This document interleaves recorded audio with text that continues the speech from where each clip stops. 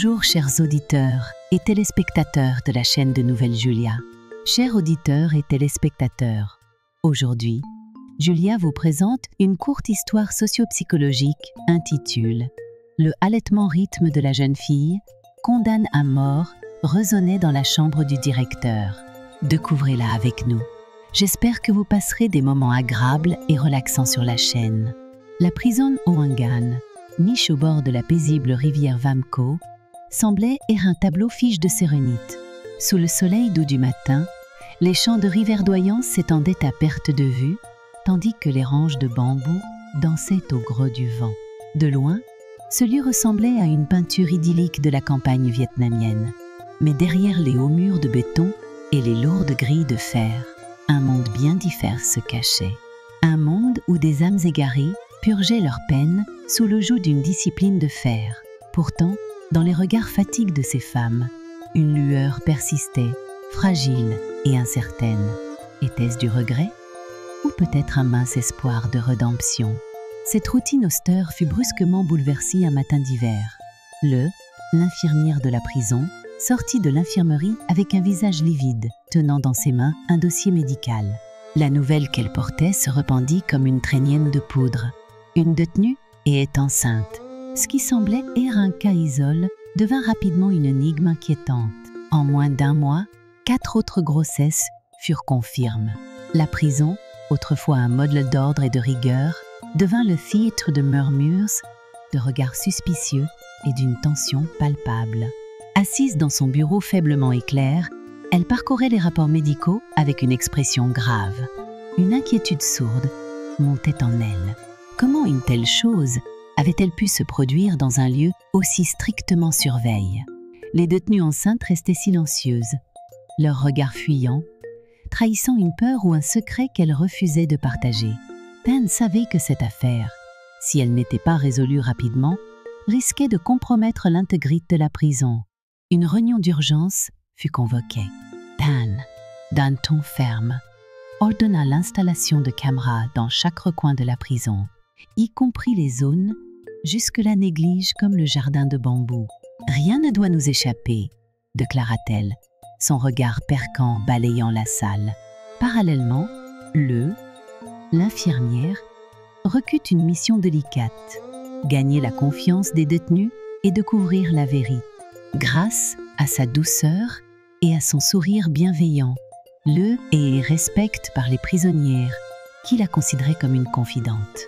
Tan espérait que cette proximité permettrait de briser le mur de silence. Le commença son enquête avec tact, engageant des conversations anodines avec les détenus. Mais ses efforts furent vains. Les réponses qu'elle obtenait étaient vagues, souvent accompagnées d'un regard inquiet. « Je ne sais rien », murmurait l'une d'elles, presque inaudible. Pourtant, parmi toutes ces femmes, une détenue attira particulièrement son attention. Negan. Jeune et discrète, Negan passait ses journées assise près de la fenêtre de sa cellule, le regard perdu dans le vide. Contrairement aux autres, elle semblait porter un fardeau plus lourd, un secret qu'elle s'efforçait de cacher. Le décida de l'approcher. Lors de leur première conversation, Negan resta silencieuse. Ses mains tremblantes serrent si fort que ses jointures blanchirent. « Si tu as quelque chose à dire, je suis là pour t'écouter », murmura-t-elle avec douceur. Mais Negan secoua la tête, incapable de prononcer un mot. Ce fut dans ses yeux que le percut quelque chose de plus profond qu'une simple peur, une culpabilité écrasante. Intrigue, le continua de l'observer discrètement. Un soir, en examinant les enregistrements des caméras récemment installées, le fit une découverte troublante. Sur l'écran, elle vit Negan se faufiler discrètement dans le jardin de bambou, un endroit rarement fréquent.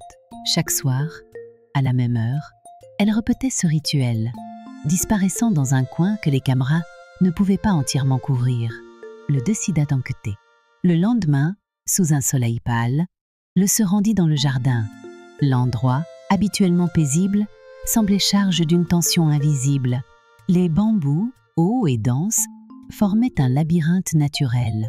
En avant-camp, le remarqua un buisson plus grand que les autres, ses feuilles épaisses semblant dissimuler quelque chose. Son cœur battant à tout rompre. Elle écarta les branches et découvrit une petite trappe en bois presque entièrement recouverte de racines et de terre. Le sentit un frisson glace parcourir son échine. Cette trappe, vieille et use, semblait erre là depuis des décennies, oubliée de tous. Mais elle était bien réelle, et elle cachait un secret. Le retourna immédiatement voir Tan pour lui faire part de sa découverte. La directrice, bien que choc, resta calme. « Nous devons agir vite !» déclara-t-elle. L'air qui s'en échappait était froid et moisi, charge d'une odeur de terre humide. Le tunnel semblait s'étendre sur des mètres, disparaissant dans l'obscurité. L'exploration révéla que le tunnel menait à l'extérieur de la prison, traversant la rivière pour déboucher près d'un village voisin. Tan comprit immédiatement les implications de cette découverte. Ce passage, probablement construit pendant la guerre comme refuge ou voie d'évasion, avait été redécouvert et utilisé par les détenus. Mais comment et pourquoi? Les réponses restaient floues. « Ningan, nous savons pour le tunnel », commenta Tan. Son ton ferme mais non accusateur. « Nous avons besoin de savoir ce qui se passe. » Nian resta silencieuse, les larmes coulant sur ses joues. Après un long moment, elle murmura « Je ne voulais pas, je voulais juste le voir. » Sous les encouragements patients de Lu, Ningan finit par tout avouer. À l'autre bout, elle avait retrouvé Tai, son amour d'enfance, qui vivait dans le village voisin. « Je ne voulais pas causer de problème, » sanglota-t-elle. « Je voulais juste entendre sa voix, sentir qu'il était encore pour moi. » Ningan révéla également que d'autres détenus avaient utilisé le tunnel pour retrouver leurs proches, cherchant un réconfort dans un monde qui leur en refusait. Tan écouta en silence, son visage impassible. Mais à l'intérieur, elle était déchirée.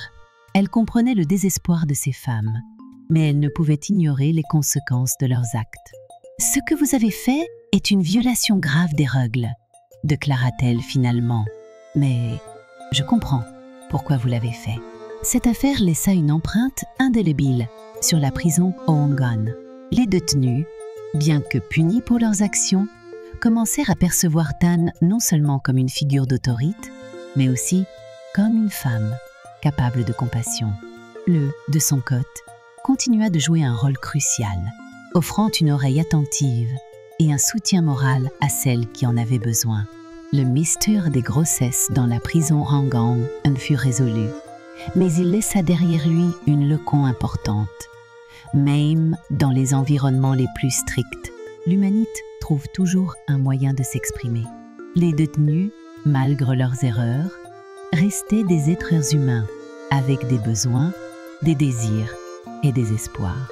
Et parfois, il suffit d'un peu de compréhension pour transformer une situation désespérée en une opportunité de rédemption. La prison Oangan, malgré les réformes et les mesures de sécurité renforcées, n'avait pas encore retrouvé sa sérénité d'antan.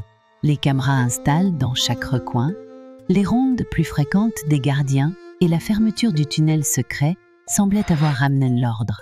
Pourtant, une tension sourde continuait de planer sur les lieux comme une tempête prête à éclater. Quelques mois après la découverte du tunnel, une nouvelle vague de grossesse secoua la prison. Cette fois, il ne s'agissait pas de rencontres clandestines dans un passage oublié. Les détenus avaient trouvé un autre moyen, plus audacieux et plus dangereux, de contourner les règles strictes. Parmi elles, Yuong, une femme au regard perçant et au sourire énigmatique, devint rapidement le centre d'une intrigue qui allait bouleverser Oangan. Yuong n'était pas une détenue ordinaire. Derrière son apparence calme et son attitude respectueuse se cachait une intelligence redoutable et une capacité à manipuler ceux qui l'entouraient. Et elle avait trouvé sa cible. Min, un jeune gardien récemment affecté à la prison. Min, avec son visage juvénile et son inexpérience, était une proie facile pour Yuong. Elle avait remarqué ses regards furtifs, son hésitation lorsqu'il lui parlait, et elle savait qu'il suffirait de peu pour le faire tomber dans son piège. Tout commença par des conversations innocentes. Yuong, avec sa voix douce et son sourire chaleureux, engageait Min dans de brèves discussions lorsqu'il passait près de sa cellule. Elle lui posait des questions sur sa vie, sa famille, ses rêves. Min, flatte par l'attention, se mit à lui répondre, d'abord avec prudence, puis avec une confiance croissante. Min, touche par ses paroles, commença à la voir non pas comme une détenue, mais comme une femme en quête d'une seconde chance. Min hésita, mais finit par accepter. Ce fut le début d'une correspondance secrète entre eux. À travers ces lettres, Wong tissa une toile de mensonges et de promesses, jouant sur les émotions de Min. Peu à peu, Wong commença à lui demander des faveurs. D'abord des choses simples, un livre, un stylo, des sucreries. Min, convaincu qu'il ne faisait rien de mal, accéda à ses demandes. Mais les exigences de Wong devinrent de plus en plus audacieuses. Un soir, elle lui demanda de la rencontrer dans une pièce isolée de la prison. Min, bien qu'hésitant, accepta. Ce fut là que Wong franchit une nouvelle étape dans son plan. Elle utilisa son charme et sa ruse pour le séduire, exploitant sa vulnérabilité et son désir d'être aimé. Min, pris dans un tourbillon d'émotions, céda. Leur relation, bien que secrète, ne tarda pas à éveiller des soupçons. L'infirmière, remarqua que Min semblait distrait et nerveux. Elle le surprit plusieurs fois en train de parler à Wong. Et bien que leurs échanges paraissaient innocents, quelque chose dans l'attitude de Min la mit mal, à l'aise. Le décida de le surveiller discrètement. Un soir, en passant près de l'infirmerie, elle aperçut Min entrer dans une pièce avec Wong. Intrigue, elle attendit qu'il sorte et entra à son tour. Ce qu'elle trouva confirma ses craintes. Des objets interdits, laisse-la par Min pour Wong. Le confronta Min le lendemain. D'abord, il nia tout, mais sous la pression de il finit par avouer. « Je l'aime », murmura-t-il, les larmes aux yeux. « Elle n'est pas comme les autres. Elle mérite une chance. » Bien que touche par sa sincérité, savait que cette relation mettait en péril la sécurité de la prison. Elle rapporta l'affaire à Tan. La directrice, en apprenant la vérité, fut furieuse. Mais elle savait que punir Min ne suffirait pas. Wong, avec son intelligence et sa capacité à manipuler, représentait une menace bien plus grande. Tan convoqua Wong dans son bureau. Assise face à la directrice, Wong ne montra aucun signe de peur. Au contraire, elle souriait légèrement, comme si elle contrôlait la situation. « Vous êtes une femme intelligente, Wong, commença Tan, son ton froid et calcul. Mais votre jeu s'arrête ici. » Wong, loin de se laisser intimider, répondit calmement. « Je n'ai fait que chercher un peu de chaleur dans cet endroit glacial. Est-ce un crime ?» Tan, bien que frustré par son audace, garda son sang-froid. « Ce que vous avez fait est une violation grave des règles. » Et vous le savez. Wong haussa les épaules, son sourire ne faiblissant pas. « Peut-être, mais je ne suis pas la seule. » Ces mots résonnèrent comme une menace voile. Tan comprit que Wong n'agissait pas seul. D'autres détenus, inspirés par son audace, avaient peut-être suivi son exemple. La directrice ordonna une enquête approfondie, renforçant encore les mesures de sécurité. Mais malgré tous ses efforts, elle ne pouvait pas effacer l'impact de Wong sur les autres détenus. Cette femme, avec son charisme et sa détermination, était devenue une figure de proue pour celles qui cherchaient à défier l'autorité. Quelques semaines plus tard, Wong annonça qu'elle était enceinte. Cette révélation provoqua un scandale majeur dans la prison. Tan, bien que préparée à cette éventualité, sentit le poids de la situation s'alourdir. Elle convoqua une réunion d'urgence avec tout le personnel. « Nous avons échoué », déclara-t-elle, son ton grave. « Mais nous ne pouvons pas laisser cette situation dégénérer davantage. » Des mesures drastiques furent mises en place. Les gardiens masculins furent interdits d'interagir directement avec les détenus. Les zones communes furent réorganisées pour minimiser les contacts. Mais ces changements, bien qu'efficaces, ne firent qu'alimenter la frustration des détenus. Wong, malgré son isolement, continua de jouer un rôle central dans cette rébellion silencieuse. À travers des messages codes et des alliances secrètes, elle maintenait l'espoir et la détermination de ses camarades. De son côté, tenta de comprendre les motivations de Wong. Lors d'une conversation privée, elle lui demanda « Pourquoi faites-vous cela ?» Vous savez que cela ne mène à rien. Wong, pour la première fois, laissa tomber son masque. Vous ne comprenez pas, murmura-t-elle, ses yeux brillants d'une émotion contenue. Ici, nous sommes mortes. Chaque jour, nous perdons un peu plus de nous-mêmes. Tout ce que je fais, c'est essayer de me sentir vivante. Ces mots touchèrent le profondément. Elle comprit que, malgré ses actions répréhensibles, Wong n'était pas une criminelle sans cœur. Elle était une femme brise, cherchant désespérément à retrouver un sens à sa vie. Mais cette compréhension ne suffisait pas à résoudre le problème. Le savait que, pour ramener la paix à Ouanggan, il faudrait plus que des règles et des punitions. Il faudrait redonner aux détenus une raison d'espérer, une chance de se reconstruire. La situation à Ouanggan resta tendue pendant des mois. Mais grâce aux efforts combinés de Tan et Le, des programmes de réhabilitation furent introduits, offrant aux détenus des moyens plus constructifs de canaliser leur énergie. Wong, bien que surveillé de près, participa à ces programmes, montrant des signes de changement.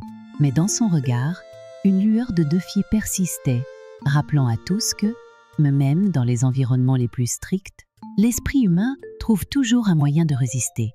La prison Ouanggan, malgré ses murs imposants et ses règles strictes, semblait abriter des secrets bien plus sombres que ce que Tan, la directrice, aurait pu imaginer. Après les vagues de grossesse et les manipulations orchestres par certaines détenues, l'atmosphère était devenue lourde, presque suffocante. Tan, pourtant habitué à gérer des crises, sentait que quelque chose d'invisible continuait de ronger les fondations de la prison. Et ce pressentiment allait bientôt se confirmer, tout comme en cas par une observation anodine de Le, l'infirmière. Depuis plusieurs semaines, elle avait remarqué des comportements étranges chez certaines détenues. Elles semblaient nerveuses, leur regard fuyant, comme si elles cachaient quelque chose. Chaque soir, elle se rendait dans le jardin de bambou, un endroit désormais sous surveillance accrue. Pourtant, malgré les caméras, une partie du jardin restait hors de porte, dissimulée par la densité des arbres. Un soir, alors qu'elle examinait les enregistrements des caméras, elle remarqua une silhouette familière, Negan. Sous le soleil pâle de l'après-midi, elle traversa le jardin, ses pas crissant sur les feuilles mortes. Plus elle avançait, plus elle sentait une tension inexplicable monter en elle. Enfin, elle atteignit l'endroit où Negan avait disparu. Le cœur battant, le s'agenouilla pour examiner la trappe. Elle était solidement ancrée dans le sol, mais les marques récentes sur le bois indiquaient qu'elle avait et utilise. Le sentit un frisson glace parcourir son échine. Cette découverte, bien qu'inattendue, semblait être la clé d'un mystère plus grand. « Nous devons agir vite », déclara-t-elle, son ton ferme. Une équipe fut rapidement formée pour explorer la trappe. Sous le regard attentif de Tan et Le, les gardiens dégagèrent l'entrée et ouvrirent la trappe, révélant un tunnel sombre et étroit. L'air qui s'en échappait était froid et moisi, charge d'une odeur de terre humide. Le tunnel semblait s'étendre sur des mètres, disparaissant dans l'obscurité. Munis de lampes torches, Tan, Le et quelques gardiens descendirent dans le tunnel. Les murs, faits de briques anciennes, étaient couverts de mousse et de fissures. Le sol, humide et glissant, rendait leur progression difficile. Chaque pas résonnait dans le silence oppressant, amplifiant la tension. Après plusieurs minutes de marche, ils atteignirent une bifurcation. L'un des passages semblait mener vers l'extérieur, tandis que l'autre s'enfonçait plus profondément sous la prison. « Nous devons explorer les deux directions », ordonna Tan, son regard détermine. Elle envoya 2 gardiens suivre le passage menant à l'extérieur, tandis qu'elle, Le et un autre gardien prirent l'autre chemin. Plus ils avançaient, plus l'air devenait lourd, presque irrespirable. Enfin, ils débouchèrent dans une petite piste souterraine. Là, sous la lumière vacillante de leurs lampes, ils découvrirent une scène qui les laissa sans voix. La pièce, bien que petite, semblait avoir été utilisée récemment. Des couvertures usées étaient en pile dans un coin, accompagnés de quelques objets personnels, des vêtements, des boîtes de conserve vides, et même des bougies à moitié fondues. À sa grande surprise, il s'agissait de plans de taille de la prison, avec des annotations indiquant les horaires des rondes et les points faibles de la sécurité. « Nous devons savoir qui est derrière tout cas », déclara-t-elle, son ton empreint d'une froide détermination. Pendant ce temps, les gardiens envoyés dans l'autre direction firent une découverte tout aussi choquante. Le tunnel menait à une sortie dissimule dans une zone boiseuse, à plusieurs centaines de mètres de la prison. Cette sortie, bien que camouflée, montrait des signes d'utilisation récente. Les gardiens trouvèrent des empreintes de pas dans la boue, confirmant que le tunnel avait été utilisé pour des allées et venues clandestines. De retour à la prison, Tan convoqua une réunion d'urgence avec son équipe. Les découvertes faites dans le tunnel confirmaient ses pires craintes. Un réseau clandestin auprès sous son nez, exploitant les failles de la sécurité pour des activités encore inconnues. Mais ce qui la préoccupait le plus, c'était l'implication possible de certains membres du personnel. Les plans trouvés dans la pièce souterraine indiquaient une connaissance approfondie des opérations internes de la prison, ce qui suggérait une complicité interne. Tan ordonna une enquête approfondie. Les détenus furent interrogés une par une, mais la plupart d'entre elles nièrent toute implication. Ningan, cependant, fut convoquée en dernier. Assise face à Tan et Le, elle semblait plus fragile que jamais. Ses mains tremblaient et son regard fuyait celui de la directrice. « Ningen, nous savons que tu es impliqué, » commenta Tan. Son ton ferme, mais non accusateur. « Nous avons besoin de savoir ce qui se passe. » Ningen resta silencieuse pendant un long moment, ses larmes coulant sur ses joues. Enfin, elle murmura « Je ne voulais pas, je voulais juste aider. » Elle avait découvert le tunnel par hasard et, poussée par la peur et le désespoir, avait accepté de collaborer avec un groupe de détenus qui l'utilisait pour faire passer des messages et des objets interdits. Mais ce qu'elle révéla ensuite choqua Tan et Lul. Certains gardiens étaient également impliqués, acceptant des pots de vin en échange de leur silence. Cette révélation provoqua un sésame au sein de la prison. Tan, bien que furieuse, savait qu'elle devait agir avec prudence. Elle ordonna la suspension immédiate des gardiens suspects et renforça encore les mesures de sécurité. Mais elle savait que cela ne suffirait pas. La confiance entre le personnel et les détenus, déjà fragile, est désormais brise.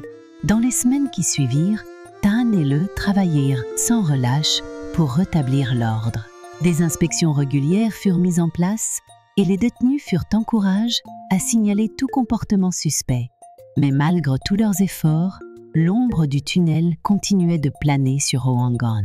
Les découvertes faites dans la pièce souterraine, bien que troublantes, ne répondaient pas à toutes les questions. Qui avait construit le tunnel? Et dans quel but? Ces mystères restaient sans réponse, alimentant les rumeurs et les spéculations. Pour Tan, cette affaire fut un rappel brutal des défis inhérents à son rôle.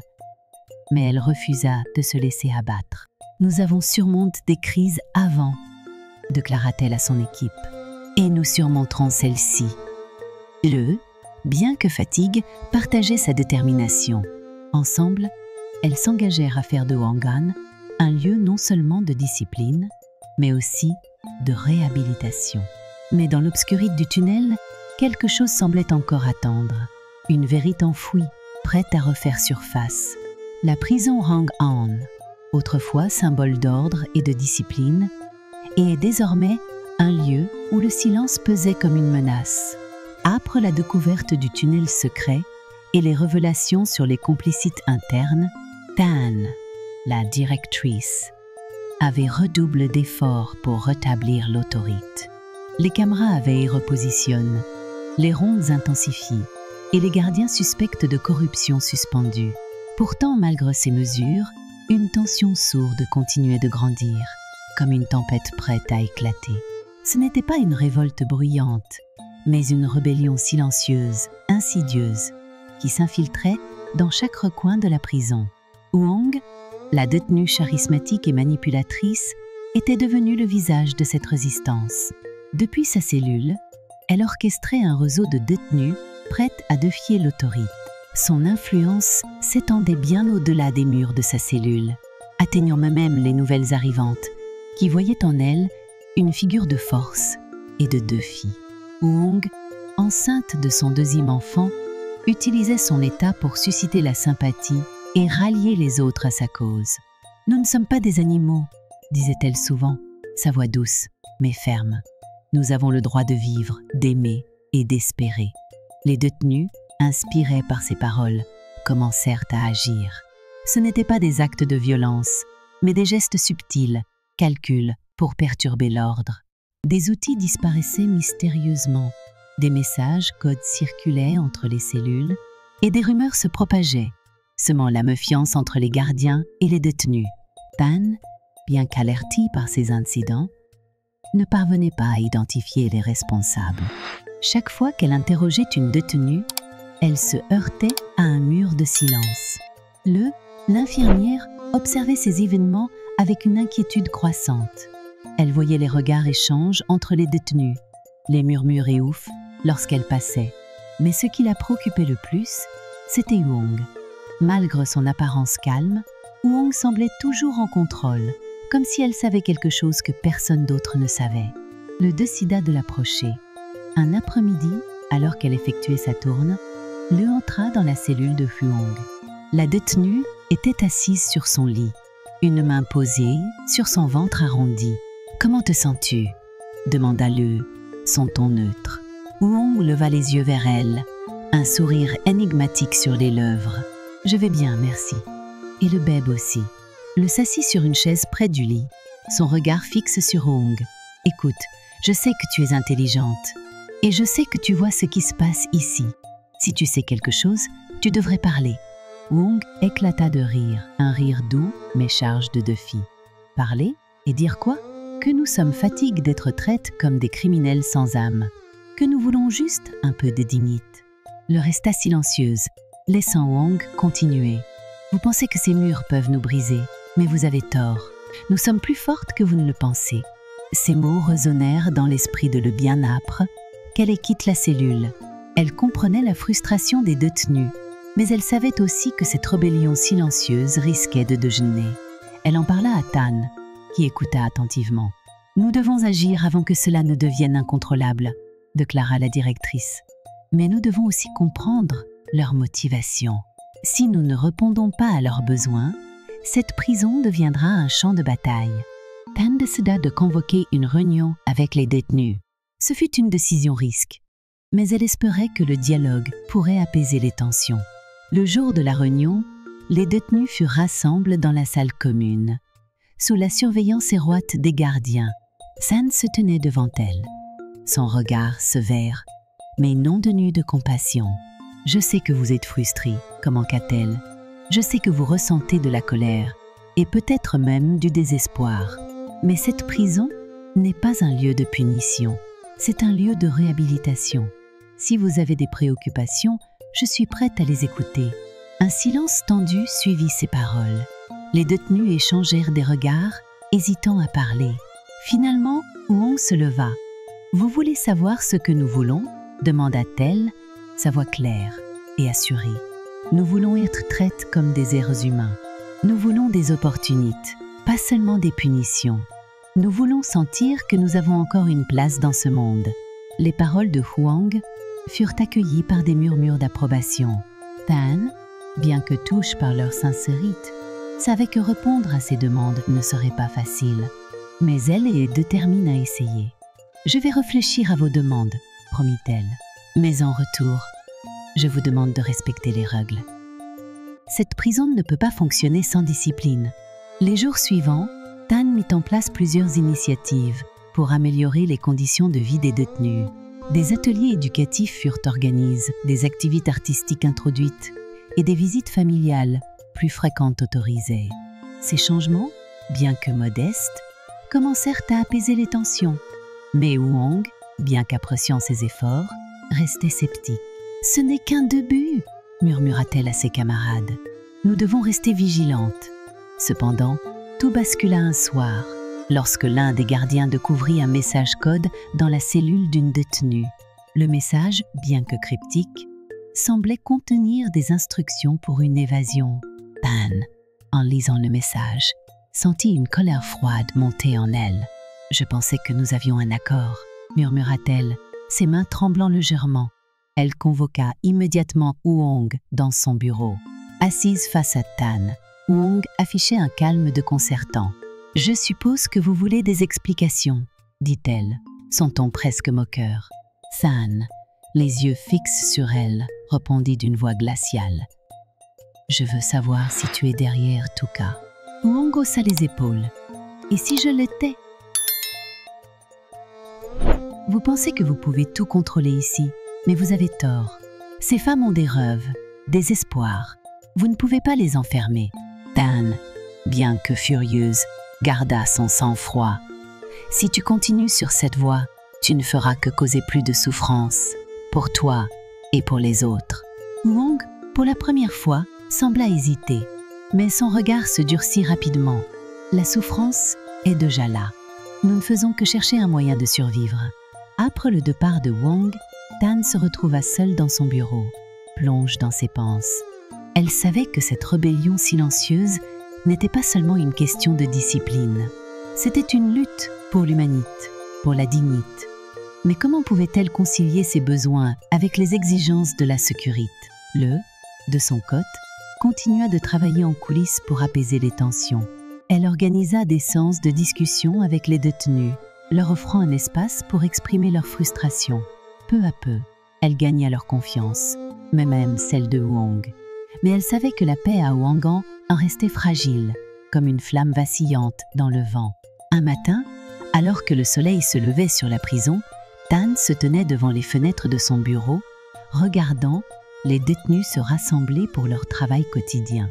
Elle savait que le chemin vers la réconciliation serait long et difficile, mais elle était prête à le parcourir, pas seulement pour maintenir l'ordre, mais pour redonner à ces femmes une raison d'espérer. La prison Houanggan, malgré les efforts de Tan pour rétablir l'ordre, était devenue un champ de tension invisible. Les réformes introduites pour apaiser les détenus avaient porté leurs fruits, mais seulement en surface. Sous cette apparente tranquillité, des forces contraires continuaient de s'agiter. Wong, la détenue charismatique et manipulatrice, restait au centre de cette agitation. Son influence, bien que discrète, s'étendait comme une ombre sur la prison. Tan le savait, et elle sentait que le moment d'une confrontation décisive approchait. Tout commença par une découverte troublante. Un matin, alors que les gardiens effectuaient une inspection de routine, ils trouvèrent un objet dissimulé sous le lit d'une détenue, un téléphone portable. Cet appareil, interdit dans l'enceinte de la prison, était une preuve irréfutable qu'un réseau clandestin continuait d'opérer. Tan, en apprenant la nouvelle, sentit une colère froide monter en elle. Elle convoqua immédiatement une réunion avec son équipe. « Cela ne peut pas continuer », déclara-t-elle, son ton tranchant. « Nous devons trouver la source de ce réseau et l'éliminer. » Les soupçons se tournèrent rapidement vers Wong. Depuis des mois, elle était au centre de toutes les intrigues, et son influence sur les autres détenus est indéniable. Tan décida de la confronter directement. Ce soir-là, elle fit venir Wong dans son bureau. La détenue entra avec son habituel sourire énigmatique, ses yeux brillants d'un mélange de défi et de curiosité. « Vous vouliez me voir, madame la directrice ?» demanda-t-elle, son ton presque moqueur. Tan, assise derrière son bureau, la fixa d'un regard glacial. « Asseyez-vous » ordonna-t-elle. Wong obéit, s'installant avec une nonchalance calcul. « Nous avons trouvé un téléphone portable dans la cellule de l'une de vos camarades. » commença Tan, sa voix froide et mesurée. « Et je suis presque certaine que vous savez comment il est arrivé là. » Wong haussa les épaules, un sourire effleurant ses lèvres. « Vous me donnez beaucoup de crédit, madame, mais je ne vois pas en quoi cela me concerne. » Tan serra les poings sous la table, le temps pour contenir sa colère. « Ne jouez pas à ce jeu avec moi, Wong. Je sais que vous êtes derrière Tuka. Vous avez manipulé les gardiens, orchestre des réseaux clandestins. Et maintenant, vous mettez en péril la sécurité de cette prison. » Wong éclata de rire, un rire doux, mais charge de défi. « Mettre en péril la sécurité? Vous exagérez, madame. Tout ce que je fais, c'est essayer de survivre dans un endroit qui cherche à nous briser. » Tan se pencha en avant, son regard perquant. « Ce que vous faites, c'est semer le chaos, et je ne le tolérerai pas. » Un silence tendu s'installa entre elles, brise seulement par le tic-tac de l'horloge. Wong, bien que confronte à l'autorité de Tan, ne montrait aucun signe de peur. Au contraire, elle semblait savourer cet affrontement. « Vous savez, madame, » dit-elle finalement, sa voix douce mais ferme. « Vous pouvez m'accuser de tout ce que vous voulez, mais la vérité, c'est que ces femmes me suivent, parce qu'elles n'ont rien d'autre. Vous leur avez pris leur liberté, leur dignité. Moi, je leur donne une raison de continuer. » Ces mots frappèrent Tan comme un coup de poing. Elle savait que, malgré ses efforts pour maintenir l'ordre, elle n'avait pas réussi à répondre aux besoins fondamentaux des détenus.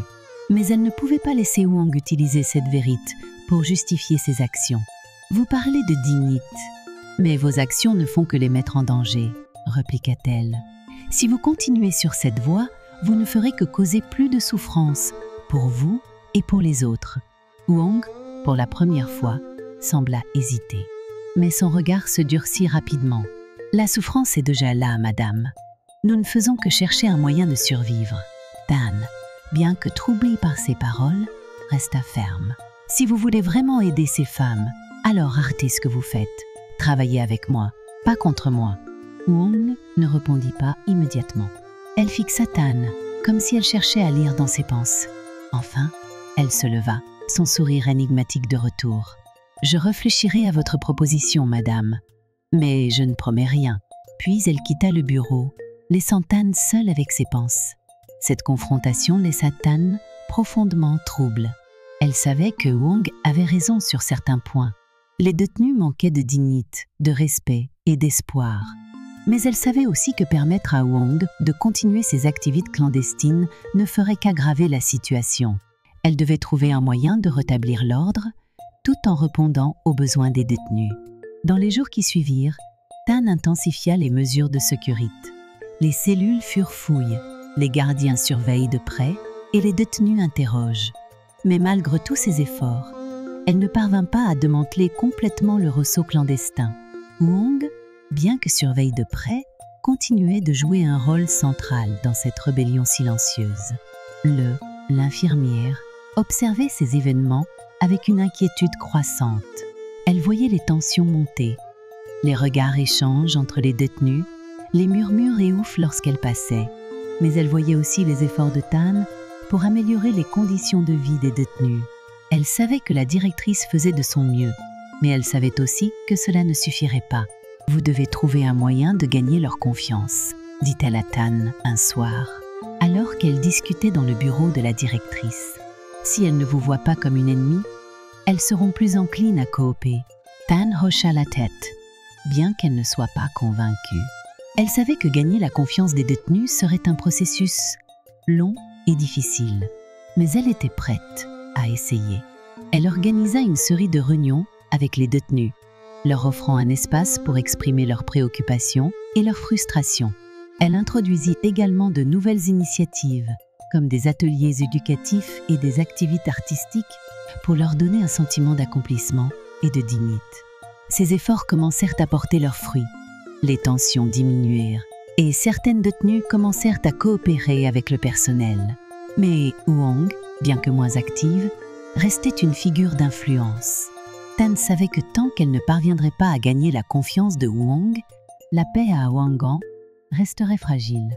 Un jour, Tan décida de rendre visite à Wong dans sa cellule. Elle entra sans prévenir, trouvant la détenue assise sur son lit, un livre à la main. « Puis-je m'asseoir » demanda Tan. Wong, surprise, hocha la tête. Tan s'assit sur une chaise près du lit, son regard fixe sur Wong. « Je veux comprendre, » dit-elle. « Pourquoi faites-vous tout cela ?» Wong posa son livre, son regard sérieux. « Vous voulez vraiment savoir ?» demanda-t-elle. Tan hocha la tête. « Parce que c'est la seule façon de survivre ici. Si nous ne nous battons pas, nous sommes oubliés. Nous devenons des ombres, des fantômes. Je refuse de disparaître. » Ces mots touchèrent Tan profondément. Elle comprenait maintenant que, pour Wong et les autres détenus, cette rébellion n'était pas seulement une question de pouvoir ou de défi. C'était une lutte pour leur humanité, pour leur existence. Tan se leva, son regard déterminé. « Je ne peux pas changer le passé, Wang, mais je peux vous promettre que je ferai tout ce qui est en mon pouvoir pour vous donner une chance de vous reconstruire. » Wang, bien que sceptique, sembla touché par ces paroles. « Nous verrons, » murmura-t-elle. Tan quitta la cellule, sachant que le chemin vers la réconciliation serait long et difficile. Mais elle était prête à le parcourir, pas seulement pour maintenir l'ordre, mais pour redonner à ces femmes une raison d'espérer. La prison Wangan, autrefois un lieu de discipline rigide et de silence oppressant, commençait à changer. Les réformes introduites par Tan, bien qu'accueillies avec scepticisme au départ, avaient lentement commencé à porter leurs fruits. Les ateliers éducatifs, les activités artistiques et les visites familiales plus fréquentes avaient insufflé une nouvelle énergie dans les couloirs sombres de la prison. Mais ce n'était pas seulement les programmes qui faisaient la différence. C'était l'espoir, fragile mais persistant, qui renaissait dans le cœur des détenus. Wang, la détenue autrefois au centre de toutes les intrigues, observait ces changements avec un mélange de curiosité et de prudence. Elle voyait les autres détenus participer aux ateliers, sourire timidement lors des visites de leurs proches et même échanger des rires discrets pendant les pauses. Mais elle restait méfiante. Pour elle, ces efforts n'étaient qu'une facade, une tentative de masquer la dure réalité de leur emprisonnement. Pourtant, quelque chose en elle commençait à vaciller. Était-il possible que Tan, cette femme qu'elle avait toujours perçue comme une ennemie, soit sincère dans ses intentions? Un jour, alors qu'elle se promenait dans la cour, Wang fut approchée par l'infirmière. « Comment te sens-tu » demanda son ton doux mais direct. Wang haussa les épaules. « Je vais bien, le bébé aussi. » Le s'assit à côté d'elle, son regard fixe sur l'horizon. « Tu sais, Wang, je vois que tu observes tout ce qui se passe ici. Mais je me demande, qu'est-ce que tu veux vraiment ?» Wang resta silencieuse pendant un moment, ses yeux fixes sur le sol. « Je veux que ces femmes aient une chance, » murmura-t-elle finalement. « Une vraie chance. Pas des promesses vides. » Le hocha la tête, comprenant la profondeur de ses mots. « Et toi ?» demanda-t-elle. « Qu'est-ce que tu veux pour toi ?» Wang leva les yeux, son regard brillant d'une émotion qu'elle avait longtemps réprime. « Je veux que mon enfant ait une vie meilleure, une vie où il n'aura pas à porter le poids de mes erreurs. » Ces mots, bien que simples, résonnèrent profondément en elle. Elle savait que, malgré son passé et ses actions, Wang n'était pas une femme sans cœur. Elle était une mère, une femme brisée qui cherchait désespérément à se reconstruire. Cette conversation marqua un tournant pour Wang. Peu à peu, elle commença à participer aux activités organisées par la prison. Elle rejoignit un atelier d'écriture où elle découvrit une passion pour raconter des histoires. Ces récits, souvent inspirés de sa propre vie, devinrent une source d'inspiration pour les autres détenus. Elle commença également à aider les nouvelles arrivantes, leur offrant des conseils et un soutien moral. Pour la première fois depuis longtemps, Wang se sentait utile, connecte à quelque chose de plus grand qu'elle-même. Mais le chemin vers la rédemption n'était pas sans obstacle. Un soir, alors qu'elle travaillait sur un projet d'écriture, Wang fut confrontée par une autre détenue, Lan, qui avait autrefois été l'une de ses alliées dans les activités clandestines. « Alors, c'est qu'à maintenant ?» demanda Lan, son ton charge de mépris. « Tu es devenue l'une d'entre elles ?»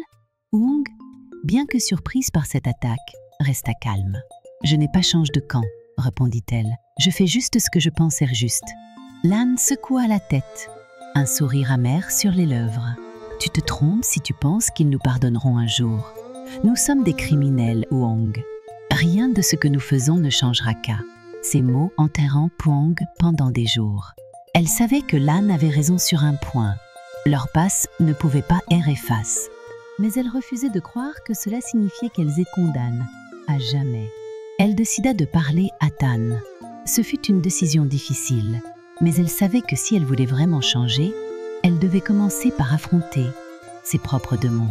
Lorsqu'elle entra dans le bureau de Tan, la directrice leva les yeux, surprise de voir Wang. « Que puis-je faire pour toi ?» demanda-t-elle, son ton neutre mais curieux. Wang prit une profonde inspiration. « Je veux aider, dit-elle. Je veux faire partie de ce que vous essayez de construire ici. Tan, bien que méfiante, vit la sincérité dans les yeux de Huang. Huang accepta ces conditions sans hésiter. Elle commença à travailler aux côtes de l'E, aidant à organiser des ateliers et à soutenir les détenus en difficulté. Sa transformation ne passa pas inaperçue. Les autres détenus, bien que sceptiques au début, commencèrent à la voir sous un jour nouveau. Même Lan, qui avait été l'une de ses plus grandes critiques, finit par admettre qu'elle avait changé. Mais le véritable test vint quelques mois plus tard, lorsque Huang donna naissance à son enfant. Ce fut un moment de joie et de douleur mêlée. En tenant son bébé dans ses bras pour la première fois, Huang sentit une vague d'amour et de responsabilité l'envahir. Mais elle savait que ce moment serait éphémère. Les règles de la prison stipulaient que les enfants ne pouvaient pas rester avec leur mère au-delà de quelques mois. Lorsque le jour vint où elle dut dire au revoir à son enfant, Huang sentit son cœur se briser. Mais elle trouva du réconfort dans la promesse qu'elle s'était faite. Elle ferait tout ce qui était en son pouvoir pour mériter une seconde chance, pour être une mère dont son enfant pourrait être fier. Ce moment marqua un tournant non seulement pour Huang, mais pour toute la prison. Tan, bien que toujours vigilante, sentit un changement dans l'atmosphère de la prison. Ce n'était plus un lieu de désespoir, mais un lieu de possibilités. Les couloirs résonnaient non pas de silence, mais de rire et de conversation. Et les femmes qui avaient autrefois été brises par leur passe trouvaient maintenant la force de se reconstruire. Huang, après avoir purgé sa peine, quitta la prison avec un mélange d'appréhension et d'espoir. Elle retrouva son enfant, désormais un jeune garçon curieux et plein de vie. Ensemble, ils commencèrent une nouvelle vie, loin des ombres de Hong'an. Mais Huang n'oublia jamais ce qu'elle avait appris dans cette prison. Elle devint une défenseur des droits des détenus, partageant son histoire pour inspirer d'autres femmes à croire en la possibilité de la rédemption. Quant à Tan, elle continua de diriger Hong'an avec la même détermination, mais avec une compréhension plus profonde de ce que signifiait vraiment la réhabilitation. Elle savait que son travail n'était jamais terminé, mais elle trouvait du réconfort dans les histoires de femmes comme Huang qui avaient trouvé la force de changer. Et ainsi, la prison Hong'an, autrefois un symbole de discipline rigide, devint un phare d'espoir et de transformation. Les femmes qui y entraient n'étaient plus définies par leurs erreurs, mais par leur capacité à se relever, à se reconstruire et à trouver une nouvelle lumière dans l'obscurité.